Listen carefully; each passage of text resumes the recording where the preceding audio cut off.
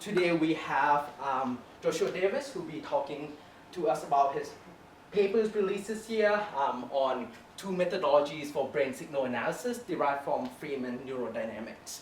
So without further ado, let's welcome Joshua. Thank you. So that was a really interesting paper that we end up working on with people who were very connected to Walter Freeman when he was alive. He was a pioneer in systems neuroscience and was a personal friend. We collaborated in some areas, and then, Ian joined us in this endeavor, and we joined Ian in this endeavor, so it was a common new collaboration with Robert. And also, Ian has worked in the Brain Center for Brain Dynamics in Florida, and FAU, so with Kelso. Something like that. Yeah, so he was very in touch with Kelso's work and Freeman's, and so we had a common interest, and we came up with this paper that could be honoring and helping students catch up with what Walter Freeman left as a legacy, which I think is very important for the future. And sometimes the people who are alive, they do so much, but they don't necessarily get to touch the students after many years that they've gone. So we carry that legacy, and hopefully that will be of interest to you. Okay, so basically today I'm going to present a brief introduction to Walter's neurodynamics. I'll call it Walter, but it's Freeman, okay? It should be Freeman, but I'm so used to it. So, and they will be two different types of methodologies. One is Hilbert-based, and the other one is Fourier transform-based. So I hope you understand the difference between these two mathematical structures. If you don't, we can discuss that at the end, okay? I'm going to brush the mathematics to focus on the real stuff that is of interest to you, okay? So, and then this is going to be applied to a bunch of experiments that we did here in Ian's lab, in the cognitive lab. And so I will present some results of aspects of that study. I'm not going to present the full scope of all the modalities we did, even though I may brush to them really quickly, but I'm going to focus on two modalities so that you can see the difference between two cognitive states very clearly, even with 20 participants only. And then I will present these results, and we'll go to conclusions, etc., the normal structure. And so we have the face of Walter Freeman right there. This is more or less about the times he passed away in 2016. I visited him many times in his home in Berkeley, in California, and in his lab in Berkeley. And okay, so he produced material in mainly, in so many areas of brain sciences, in systems neurosciences. His main first work was systems neuroscience, mass action in the nervous system. So you can get that book and learn what he did there. But I'm going to talk a little bit about, the initiation to that, okay? Then he came up with neurodynamics, which was about the mesoscopic level. I'm going to touch very briefly about what's the microscopic level in brain dynamics, what's the mesoscopic level, and what's the macroscopic level. And of course, he focused on the mesoscopic level, and I'll tell you why in a moment. Then with Quiroga, he produced this book, which I reviewed before they published. And it's a great book because he actually dealt with most of the signal processing methods you could possibly imagine to deal with brain dynamics. Yeah, for example, I use Hilbert transforms, but he also, with Quiroga, used wavelets as filters before applying the Hilbert transform. Yeah, because we filter the data in different bands, and then we apply the Hilbert transform. So they dealt with all this imaging brain function with EEG. And okay, and then Robert Cosma, which is one of my main collaborators and was the main collaborator with Walter Freeman, they produced this book. Now in the second edition, I've written a chapter there that Robert asked me to do for the second edition. And these cognitive phase transitions in cerebral cortex, it's a complementary view to the neural doctrine. So we don't believe in ones and zeros in the brain, as artificial neural networks will get us to believe that the brain works like. We don't think this is so. We understand the brain as a biophysical system that produces oscillations, like you see in EEG, brain waves or brain dynamics, and it's in those oscillations where the large-scale integration happens after the sensory input goes through our senses, and the stimuli that we're looking or listening to becomes salient. It's meaningful to us. So basically comes meaningless data from the environment, and suddenly the brain and the mind works and then produces something inside of us, which is, oh, that's my mom. And then you run across the road. In the middle of so many faces, that's the meaningful one. So that's important, how the brain does that. And what's the part that the brain plays in that? And memory and all those things. So this is what this deals with. And so it explains that brain dynamics, it's a continuous process of discrete moments. You see what I'm saying? It's not like I perceive, no perception, I perceive, no perception. It's not discrete. It's I'm perceiving all the time, but this is salient and this is not, and this is salient and this is not. You see, and all this recreation of perception is happening all the time. Our brain, let's say second by second roughly, it's recreating what we perceive, okay? Maybe half a second each, or maybe even 250 milliseconds at a time. So that's that book. And these two books are really important in Walter's literature because he made a case for the neuroscience of love and hate. He wanted to contribute to a better, peaceful world, and he thought, well, as a systems neuroscience scientist, I should know what in the world leads to intentional action, which is constructive or destructive, kindness or hate, you know, and so he endeavored to explore that in this book. And in this one, which the title says it all, How Brains Make Up Their Minds. So, of course, Walter didn't argue about any philosophical view about the hard problem of consciousness. He thought that was absolutely irrelevant because whatever the metaphysical commitment we have, we still are humans perceiving reality and the brain is doing its stuff. So he wanted to say, well, I connect with St. Thomas Aquinas, and he wrote a paper about his neurophysiology of that philosopher, and then he said, how does that translate into my neurodynamics? And he explained the parallels between this middle-aged, philosopher, theologian, and how he saw humans and the brain and intentional action with what he sees in the lab in the context of brain dynamics and behavior and intentional action. So I think these two books are more of that practical aspect of how do you translate brain dynamics into behavior, okay?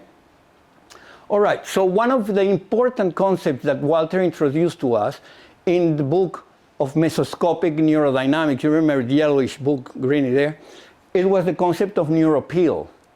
And the neuropil, it's not a neuron, it's a collection of neurons, but it's not a collection of large amount of neurons, it's just a collection of 10,000 to 100,000 neurons. And they are, for Walter, the unit of processing of the brain. It's a unit of interacting neurons that creates oscillations, and in those oscillations, each one of them in their own little parts, they contribute to the integration of sensory input by producing a meaningful response, a gestalt, as he called it, that it's useful for intentional action. So this is important to understand. And then a mature neuropil is an extension of that concept, seems to be fundamental to his mesoscopic approach.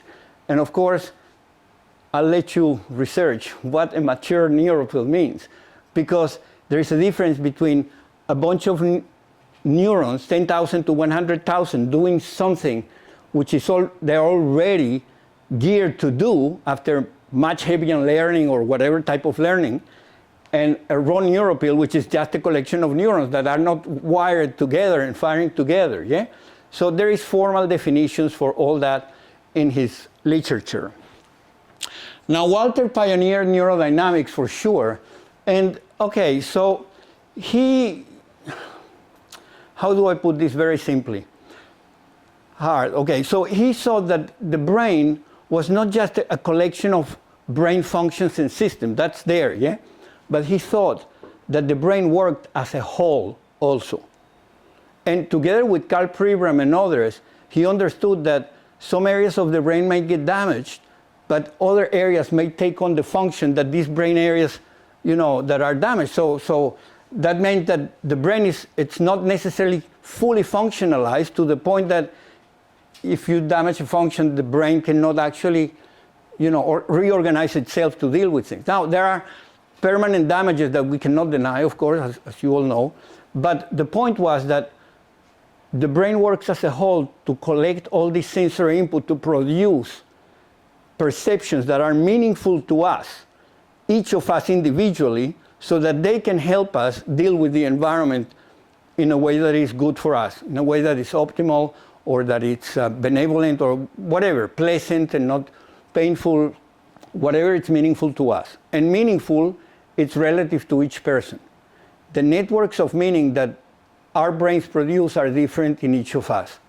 Okay? Now, there is something like shared meaning, and that's an interesting story that I don't think I'm going to touch today a lot, but he also works in that, in societies of brains. He talked about shared meanings. So the mature neuropil is a dynamical structure in which neurons interact through synaptic connection to form patterns of activities that are not reducible to the properties of individual cells. So that means that one cell in the brain cannot tell you what's meaningful to you. You need a bunch of cells interacting together to produce a signal or a pattern that carries that which is meaningful to you. Or at the very least, what's meaningful, in big quotes now, in the brain for one area to receive from the other to create an integrated pattern that then it's the meaningful pattern that you experience as meaningful to you internally. So this is a network communication model. It's not a model of zeros and one producing classification patterns as neural networks do, supervised or unsupervised. It's just a real living organism, trying to adapt to the environment, let's say half a second by half a second, and recreating the meanings through new memories so that the intentions and the behaviors change as we interact and live and life goes by. And that's really important because then our brains are entrained to the rhythms of our lives. All right. So important here is that this concept is central to Freeman's rejection of representational models. So he doesn't believe that there is something like grounding symbols, a database of symbols in the brain that we access to make sense of reality. He's saying no. The environment is being recreated in our brain millisecond by millisecond. And together with the memories of past experiences, the meanings re-emerge anew millisecond by millisecond. So there's no representations there. There is this recreational pattern, which he mapped to the philosophy of Merleau-Ponty and Dreyfus and Heidegger sometimes. And so that's him. That's the self-organizing system that he thought the brain was. A living organism geared to deal with the environment and understand life as we humans live. We don't compute in a computer. If we're going to go and visit our grandmothers, we just go, okay, I'm just going to go and visit my grandmother now because I have a window. So we adapt very dynamically to the situations. Okay. I don't know if the army works like that, but let's say that that's two in different ways. So this is more or less what he's done through the years. He worked with Berry in rabbit data, where he studied very, very, meticulously the manifestation of amplitude modulation patterns in brain dynamics of rabbits after presenting a stimulus, like a visual stimulus. So he will see what the signals are doing. It's not a P7 or a P3, none of that. He didn't believe in average. Every presentation was unique, and it's not reproducible. You cannot reproduce a moment of your life twice, okay? Even though averages are good for what they are. They give us some indications of things. But for him, he wanted to study what happens when I give the light. Amplitudes grow and then they decay. Okay, a wave packet. What happens if I give the same stimuli again? Okay, amplitudes grow and they decay, but not to the same extent. Not at the same time. Sometimes they grow just after stimuli. Sometimes they grow some seconds after stimuli. So that means, okay, so the phone rings and I'm talking to a person that I really enjoy, so I kind of filter the phone, but oh, wait a moment, yeah? Other times I go, just wait a moment. Other times I completely forget and there's no wait a moment, it's just the conversation. So all that was reflected in amplitude modulation patterns, which is what we see in EEG or in ECOG data, okay? We see the patterns going like that, and the amplitude modulates, and the frequencies may change, and all that. All right, so I'll leave it there.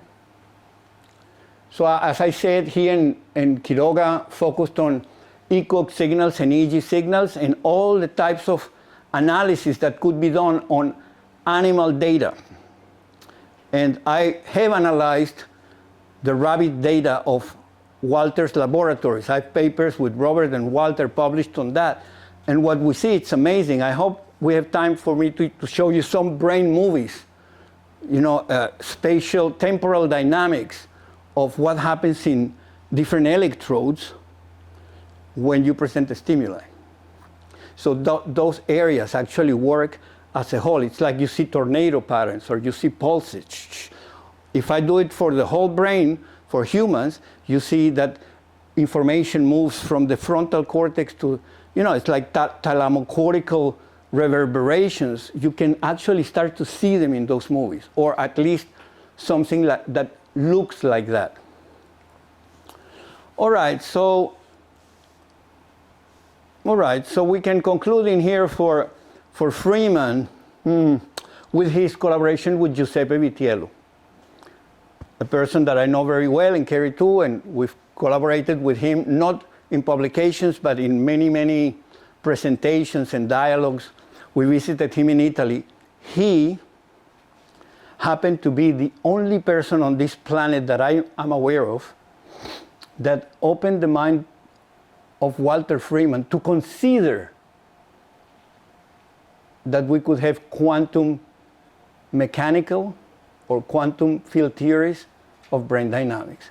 If you say the word quantum at Walter's lab, he'll go, that's on the other side of the campus. I study waves in the oscillations in the brain, and that's classical, not quantum. The brain cannot deal with quantum stuff. We cannot do that. It's too wet or too warm, or whatever the belief was then. And Giuseppe and Yasu and others came and said, no, Walter, you don't understand, because you're not studying condensed matter physics. All the classical world is condensed matter physics. It's something that condensates from the quantum interactions between electrons and protons and ions and calcium and what have you. And that condensates into the oscillations that you see at a classical level, at a macroscopic or mesoscopic level. And so what we've done is not tell you that you have to learn quantum physics to study the brain. What we've done is to show you how these condensations happen so that you can be sure that the brain, it's also a quantum device, but you don't have to study it like that. You can actually focus on your patterns. And so, well, that makes sense. That really makes sense, because I don't think we can explain behavior with a quantum, because not even with a neuron we can explain behavior. That was the point of the red book that you saw.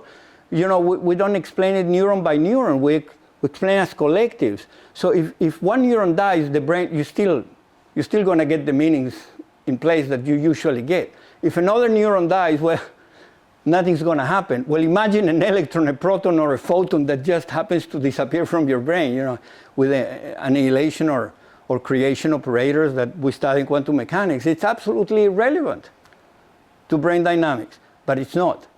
It's irrelevant because it's a huge many-body system that in that incredible network of interactions produces what we call a condensate, okay? And I'm not going to go into there, but that's what I wanted to tell you. So they published a bunch of papers together with Robert on condensation in the brain waves, how they relate to the oscillations, and also how they relate to graph theory. And that's the mathematics of Paul Erdos, which Robert is part of that school. He is part of the school of Paul Erdos, the Hungarian mathematicians. If you can really research those guys, they were called the Martians. They were so out there in the mathematics, and Paul Erdos used to wander all over the United States with a backpack, you know, from university to university, explaining his mathematical framework, which now we use fully. And he stopped in Memphis, which is where I work with Robert. Memphis, he founded the Department of Mathematics of Memphis, together with others. I thought that was pretty amazing to end up with these guys. Well, Robert explains that graph theory connects to quantum field theory and Freeman Neurodynamics, and he's mapped in a set of papers the connections between them. Okay, so meaning and knowledge creation in the brain. How does that happen? I want to do an experiment of 1 minute, no more than that. So this is it. We're invited to experience how meaning emerges when gazing at the image. If you know it, that's fine. And to then write down or memorize from the start of the experiment the times at which meaningful images emerge. So you should have a timing or something, you know, gauge it. Okay, so click, the time starts. Try to see when you see something which is meaningful and how long it took the brain to do that.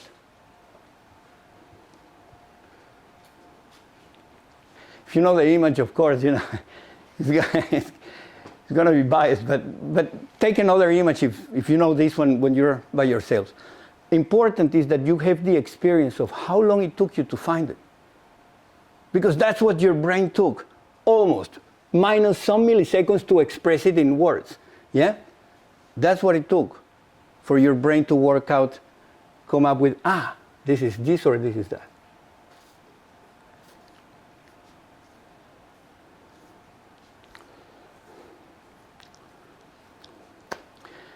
Just imagine that you are in the scene of an accident and you have not realized that it's an accident, and in 30 seconds, with a phone call, you could have saved the life of one person. So if we can train ourselves to be very, very quick on understanding the meanings that are involved in any situation, meaning being aware of what's out there, that would be great. And if we understand our brains, at least to a basic extent, we can do exercises to actually become way more aware of salient stimuli. You see? All right? So how long it took, more or less, for the brain to... Oh, have you seen anything meaningful in there? Yeah, so you all know the image. Is that the story? Every one of you. All right, so when you go home, pick an image, a random image, and try to find it, and write down your time, and send it to Carrie. We're really interested in knowing what happened to each of you. And we may process it statistically, yeah, without the names of anybody, and send you the results. Okay, this is more or less the average and the standard deviation of what it took for the collective that was here. Okay, all right.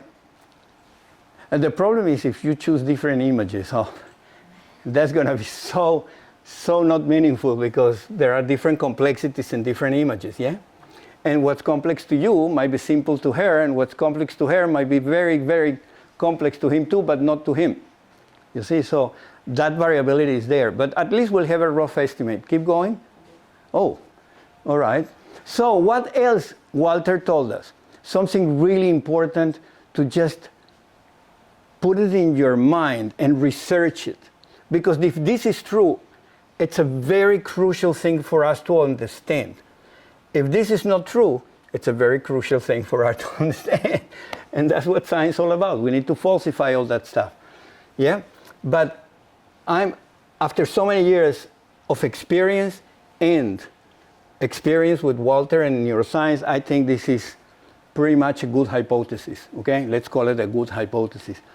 The brain currency, it's not information only. you don't use information only to make decisions which are meaningful to you. Because when you see something out there, all that stuff is meaningless unless the brain produces meaning that then propels a certain intentional action or behavior. So basically, the unit, the currency of the brain is meaning, not information only. Information is involved, then the integration of that information together with the memories is also involved. The mind is involved, the heart maybe is involved. I don't know how many things, hormonal systems are involved, but all that, which is the organism, produces meaning. And that's what the brain works with to optimize our life, with better decisions all the time. And that's the hypothesis of Walter for many years. And okay, so the brain is definitely, to him and to me, not a computer. And von Neumann already expressed that very clearly. Brains are different than computers, you know, and there are many reasons why we know now that this is so. And so that brings us to the creation of knowledge and meaning. So what did I do with Walter Freeman Neurodynamics? You know, he gave me all this framework. And I said to him, Walter, like you, I'm interested in meaning creation. So I'm going to focus on producing some form of indices that can give us a hint to when the brain is creating meaning after stimuli. And of course, in an animal, you present a visual stimuli, and it's very quickly creating meaning. In 6 seconds window, at the third second you present a stimuli, we're going to see that, and then in 3 seconds after the stimuli, it's resolved. The rabbit knows what happens and goes back to background activity. Humans is different. I gave you that image. If you didn't know it, you're there, and it will take like 9 seconds until you come up with something meaningful. You see? And in those 9 seconds, you will see something, and then, you know, you'll introspectively gauge, okay, oh no, that's, and then, you know, and then there are iterations internally until the eureka moment comes. Oh man, look at the elder woman. Boom. You know, it's surprised. It's like an aha moment, you know? And so there is a moment of exploration in the brain, yeah? And then there is a moment of aha. There is the first moment, which is a stimuli that grabs fully your attentional systems, yeah? Because the ones that you don't really pay attention, they just go above your head. But then those ones that you pay attention, you process until you get the meaning and you act. And let's say in the case of the lab, you press a button. Oh, that's a word that I like, okay? But in the case of the world, you actually call somebody to assist somebody that needs help, okay? So that's the point. The point is, okay, so how do we understand how the brain creates meaning, all right? And that was my interest. And together with Grant Gillette and Walter and Robert and others, we produced a bunch of research studies, which, by the way, not this one. This one is with rabbit data before Walter passed, but these ones were with data produced on this lab, which is really interesting because they're all peer-reviewed papers that people consider really interesting according to their feedback to us, okay? And that some students have taken on board to actually explore deeper. Keep going. So here I'm going to present the difference applying these two methodologies of two different kinds of modalities, let's say meditation, relaxed states, and word processing, which are scrambled words. Like you say a ball and you have to come about, that's love. And then when you get it, you press the button and we know that you understood the word, meaning has created, that the answer is correct, so the intentional action and the meaning mapped, great, okay? And how long it took that. And so we studied all that. And so the two methodologies that I will introduce to you is the Hilbert transfer methodology, which is the methodology geared to the studies of how the brain participates in the creation of knowledge and meaning, okay? That's the methodology we use. When we want to classify different states to see well, how different is meditation than doing mathematics with the mind? Yeah, this is done with the Fourier transform and indices derived from the power spectrum, okay? And I'm going to talk about that too very soon. All right, so that's basically what we did. You know that network really well. You've probably used it yourselves.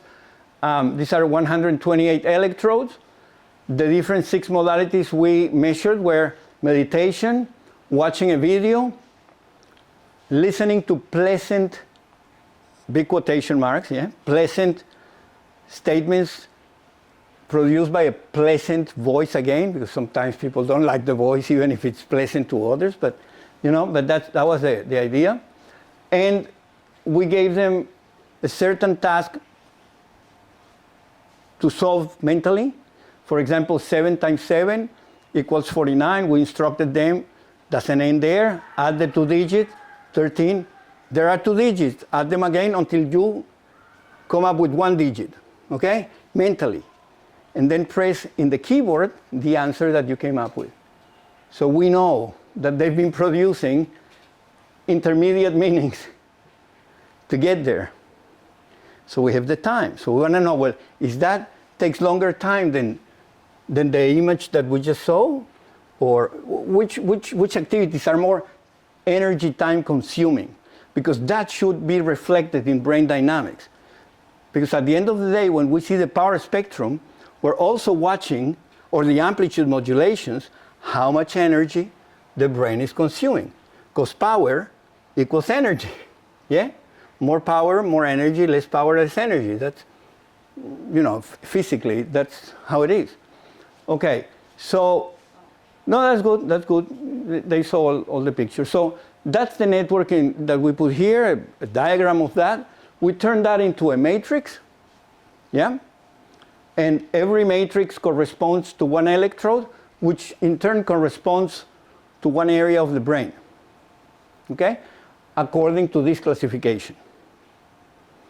And so then, out of this matrix, we have a signal here, which could be anything. Could be total power, or it could be entropy index, or it could be the Pearson's skewness coefficient, or the dominant frequency at a window of 500 milliseconds in the power spectrum.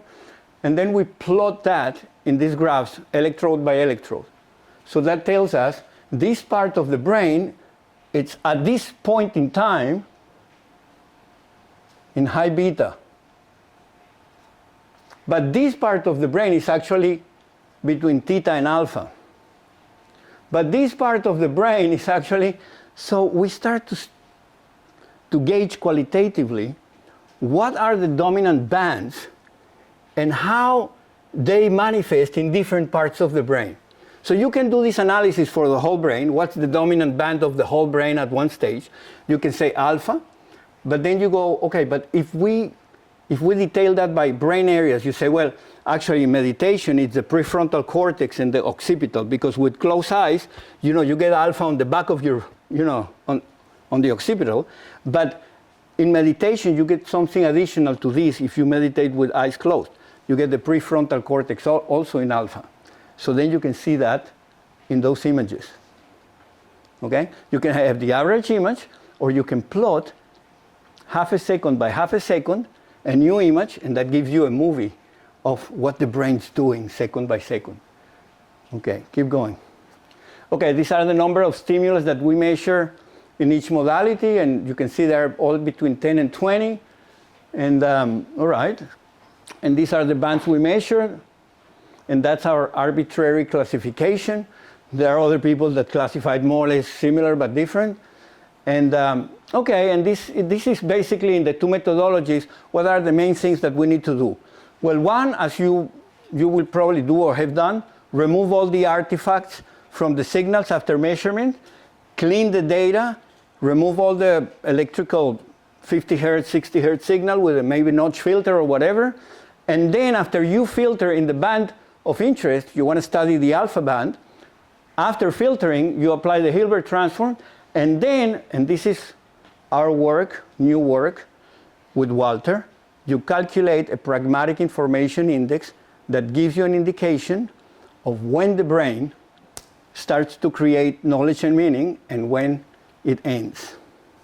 And in which moments of the stimuli, after, the image or after the calculations, or there are moments of peaks, which you will see soon.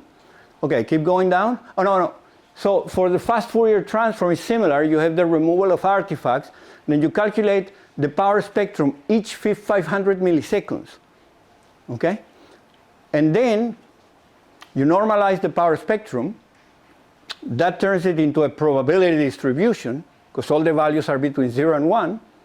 The highest peak, which is your dominant frequency of that spectrum, becomes the mode of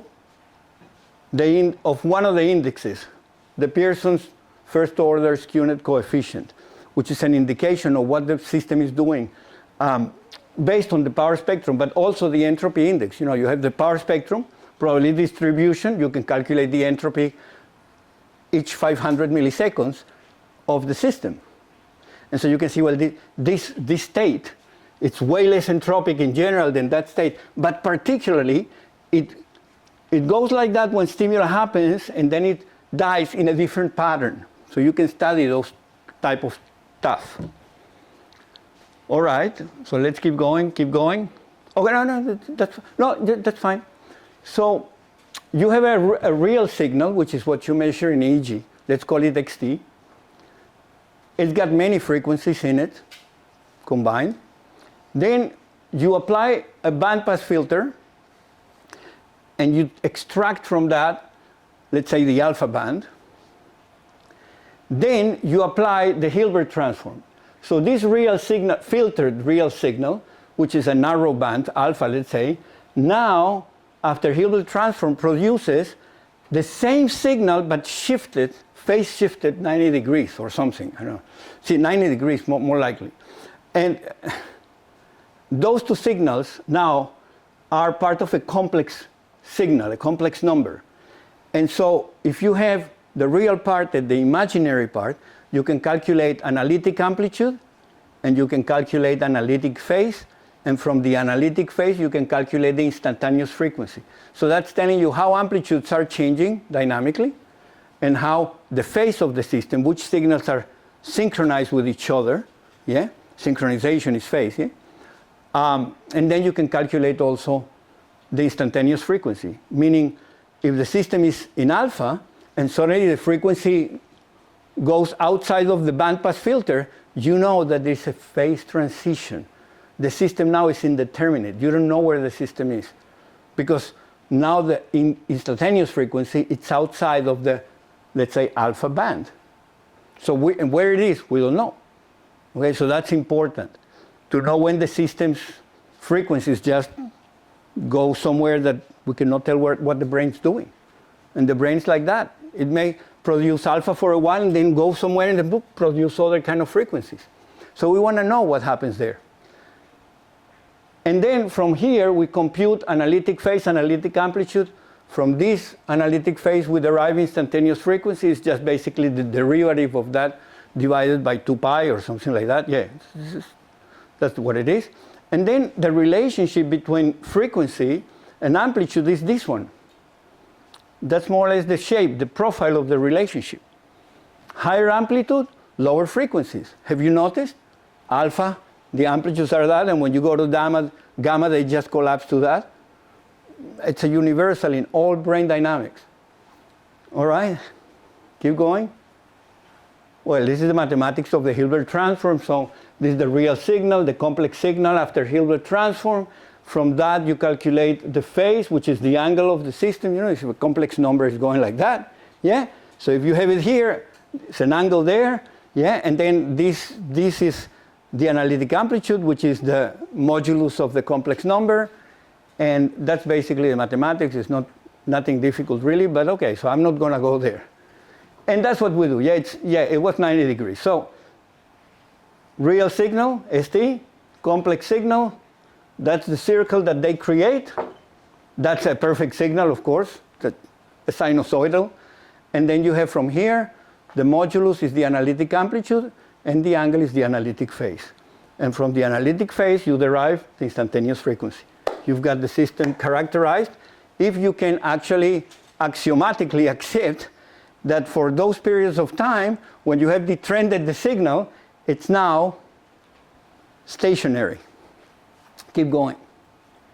Okay, rabbit experiments. I already told you that story. It's just a picture, yeah? You present the stimuli visually. So this is where the system synchronizes, and analytic phase, this is where it goes out of synchrony, and you can see how the analytic amplitude changes after 3, which is where present the stimuli. And you can do that stimuli by stimuli and understand what's going on. Okay, keep going. Pragmatic information index is basically you take the analytic amplitude, you square them, which is power, and you divide it by the Euclidean distance between the signals. So you saw the phase, yeah? If the phase is very big, the distance between the phases, the Euclidean distance is bigger. If the signals are synchronized, the Euclidean distance is 0. And so if you divide amplitude by 0, it explodes. If there is a huge desynchronization, then your amplitudes are divided by a bigger number, it implodes. So that gives you a good classification of what the system is doing. All right? And here it is. You know, this is exactly the pragmatic information index. After the 3rd second, when you present the stimuli, you go up to a big peak, and after about 700 milliseconds, you're back, or 600 milliseconds, you're back to background activity. And we have arbitrarily characterized the stages of the cycle as background activity, the O moment, which means basically my attention is on a stimuli which is salient. Is this a UFO, a plane, whatever? The aha moment, no, that's a plane. Okay, and then the action, you know, what do I do with that? I just sit down, keep eating, you know, whatever. And then back to background activity. Okay, that's for the rabbits. And you have all the, you know, the times there. And with the human experiments in this lab, well, we have something similar. You know, we have a signal that goes, you know, into the brain of the person because of a task that it has to do. And then this is the word, love, but it takes a time to work out that it's love. So then they press the button, and it took 3.5 seconds for them to realize it was that word. And then, you know, these are the brain areas where the pragmatic information index went poof. And at what time? Okay, here and here. And so you have them here in this map by areas, which you can do that analysis too. Keep going. So this one is very interesting. This one is a signal, you know, it's a stimuli presented, and then you have here the analytic amplitude going up, and the system being fully synchronized. So at this time, the pragmatic information index should be pretty big. You get the idea?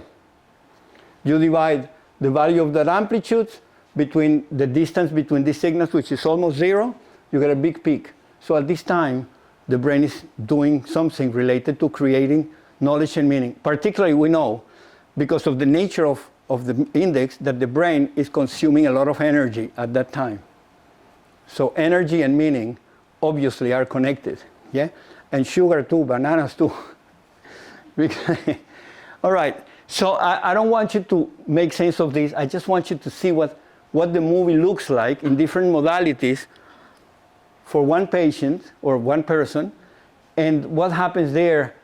And this is what you're seeing, the brain in action. You see? So you see that there is rotating patterns, but rotating patterns, but it's also pulsating patterns. And so you start to see, well, are these patterns discernible in different modalities? Or are these patterns discernible between people? What do they mean? Okay, that's another story, but you've seen the movies. So basically the point of the movies is that as wine people who taste wines and know which year the wine is, and they've tasted hundreds of, if not thousands of samples, they can tell you with precision what they're tasting.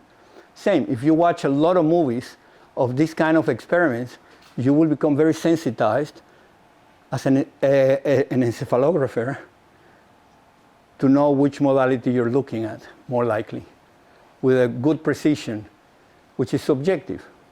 So that's the art of encephalography, okay? So, because it's that subjective. Okay, so this is similar before, now I present you with 2, participant 3 and participant 4 in the same modality, stimula 9, the same stimula, okay? And you can see that more or less at that time, the 2 different participants have the most meaningful meaning creation moment. That doesn't mean they're exactly the same. It just simply means that this is an important moment. Now in meditation, well, when people meditate, they have all sorts of meaningful thoughts coming, like, oh my God, I can hear your voice. I don't know, whatever it is, it's meaningful for the person. And that will reflect too in relaxed activities. Keep going. Well, now go back for a moment. So this is 3 seconds, 3,000 milliseconds. And so the question is, how many peaks per second each activity show us in average? So now go forward. So this is for all modalities, peaks per second. So significantly less peaks per second in meditation, but also in image processing and also in mathematical. And now we have to explain that, yeah? But in video watching and listening to sentences, that's way more peaks per second, meaning more meaningful activity being created. Okay. Keep going. Those are all just go back a moment. Those are all the modalities, but I'm not going to show you all the modalities in detail. I'm just going to focus on 2 modalities, which is what we published for this paper. Okay, so this is the difference between alpha and gamma. So you see, alpha, it's more or less similar. But gamma, it's significantly different. So gamma, it's the band that it's telling you where is the highest consumption of energy. It's not alpha. Alpha acts as a shutter, like a clock, okay? And of course, that got to do with thalamocortical reverberations, but I'm not going to go there. Keep going. Okay, those are the interval of confidence, but this is important for today. Meditation is significantly different than processing words. You can see the interval of confidence, and you know that these bands are hugely significant, beta and lower gamma. But also, you know for sure that this band, high gamma, is also very significantly different. Not so for alpha and theta. Okay, so those 2 bands are more like gate bands. They don't carry the creation of meaning. They carry the moments that the system changes according to a certain kind of biologically not exact clock, but a rhythm. Okay, they're called alpha rhythms. All right. Okay, this paper is based on thoughts per second. It was an award that we received at the III conference last year, or 2024. It's called the Systemic and Semiotic Approach to Thoughts and Meaning Creation Manifested in Intentional Action. That was the best paper of the conference, which is a really good conference. And I'll talk a little bit about that and we close everything, yeah? Okay, so we've already talked about the indices. Very clearly, you get the spectrum, you get the dominant frequency, which is the mode of the distribution. And then from here, you derive the mean, the mode, the standard deviation, the entropy index, and the Pearson's coefficient, all from one power spectrum or probability distribution. Then you discretize that, so you sum all these powers, and you produce the total power of alpha, theta, and so on for each band. And that becomes the dominant frequency band in our papers. Okay? Okay, keep going. These are the equations of Shannon entropy and the Pearson's coefficient. If you ever want the presentation, I can send it to you and you can, delve in that later. Okay, so that's a little bit of a repetition of before. We go from here to here to here. That was entropy, and now you can see the differences in entropy between meditation and words for the 2 different participants, participant 3 and 7. Yeah? Well, you can see that they're more or less similar when they're meditating, even though this guy has a little bit more entropy than this guy. Okay? But when you go to words, man, they are much more entropic. Yeah? And it tells you which areas of the brain are more entropic than which, because that's a landscape of the brain. Yeah? But when they are let's say, this participant, it's not so far away from his own, natural state of meditation, which suggests that some people who meditate really good can carry the states of relaxation through the other activities they do during the day, which means more cognitive clarity, presumably, and maybe that leads to more creativity and relaxed work. Okay? So I mean, don't wait till this is completely proven. We need 2,000 patients, But I would suggest that for me and for many others that I know, taking a break during the day to just breathe deeply and relax and be in the park can make the whole difference in a work day. And you don't need to be a scientist to know that. Just experience it. Test it on yourselves. All right? So this is the total power of the different modalities for one participant, for all participants. So this is the sum of all the spectrums of all participants in each modality. Okay? And these are the particular powers in different total power for different participants. Obviously, this girl, which we knew very well, a good meditator, and all of them, they were kind of similar. Then we normalized to compare them, yeah? And then from these ones, we derive the total power with the variability, you can tell. Yeah, and of course, this one is throwing off everybody, so we had to normalize it. And then these intervals of confidence shrink. And I'm almost done. I'm almost done. So that means total power, meditators versus non-meditators. You can see that very clearly here. So meditators, more power than non-meditators, and different modalities behave differently. All right, keep going. Same for the Shannon entropy index, same for the Pearson skewness coefficient. You can see the difference very clearly. Keep going. Same for the standard deviation of the dominant frequency. So we don't measure the average, we measure the standard deviation. It's a really good indication too. Keep going. That's the comparative analysis, so you can tell that these participants are pretty different. Yeah. And you can tell also that the different indexes reproduce pretty well the differences between them and within the participant in different tasks. Okay, keep going. I'm not going to talk about that, but this is the time that those participants spend in each band. So in these 6 bands, that's the time that they spend in alpha and so on. But I'm not going to go there today. Keep going. This is a similar analysis, but dominant frequency. Go back a little bit. Dominant frequency and total power. And you can see the differences. When we send you the presentation, you can just, And then keep going. Keep going. We've seen that. Just press enter and we'll probably end here. Okay? After this movie. See, meditators, non-meditators. Meditating and watching a video. You can tell that those guys above there are most of the time in alpha in all regions of the brain, while in video they are not. Okay? And the non-meditators, well, you can tell that they are different than the meditators. But remember that they also know how to relax. So they were measuring in relaxed state. Okay? But here, the green carries on more than here. Okay, so alpha carries more on in the meditators to the task of watching video. And you can watch that for how long it is, and if you watch it several times, you will see it. Okay? End of story? Yeah? And let me go to questions and answers.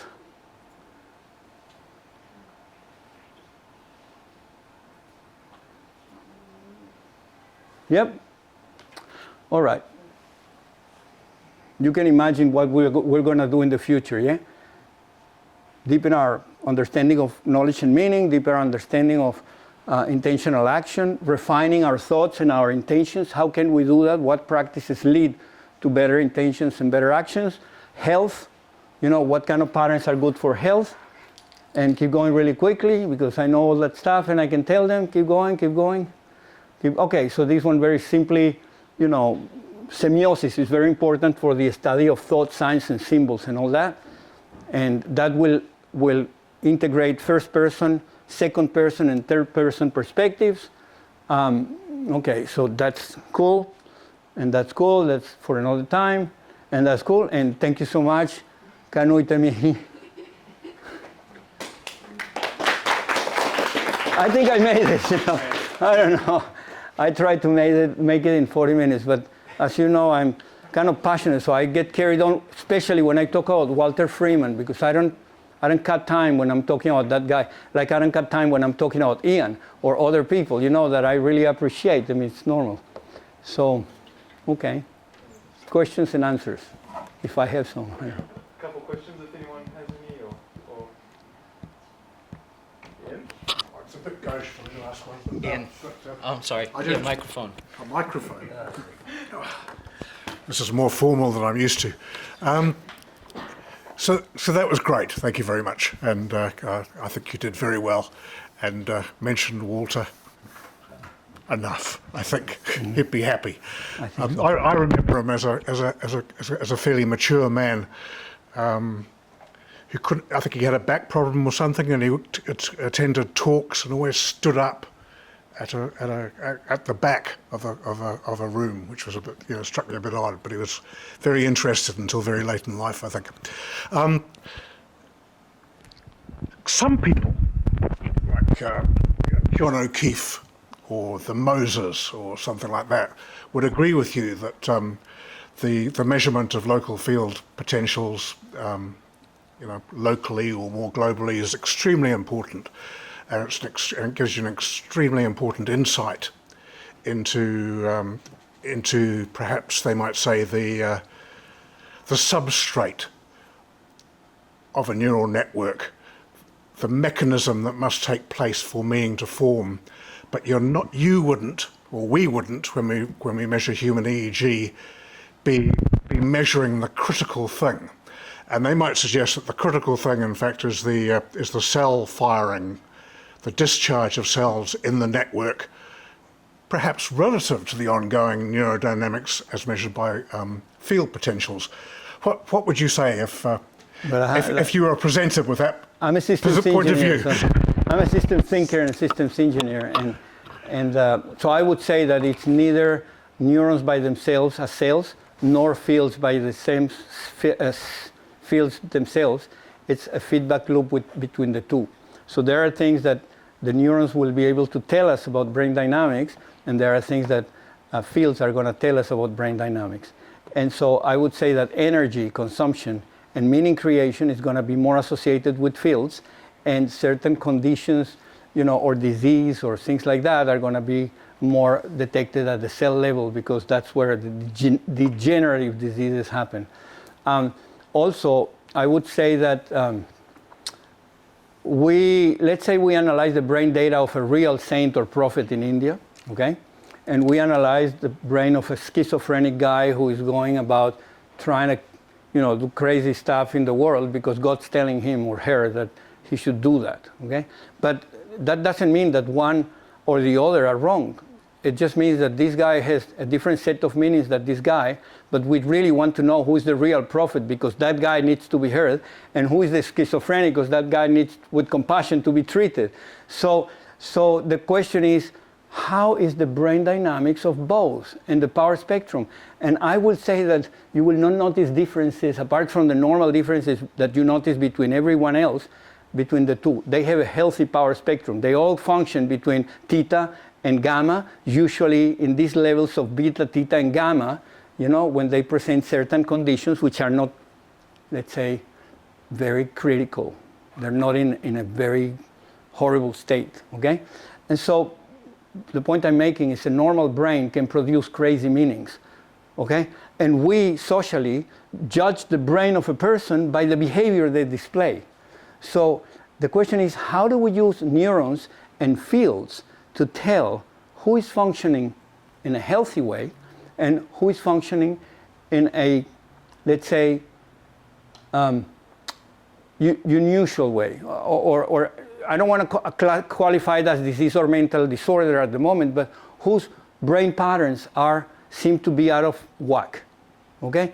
And when we see those two things, then we can have we're better informed by what a healthy brain looks like.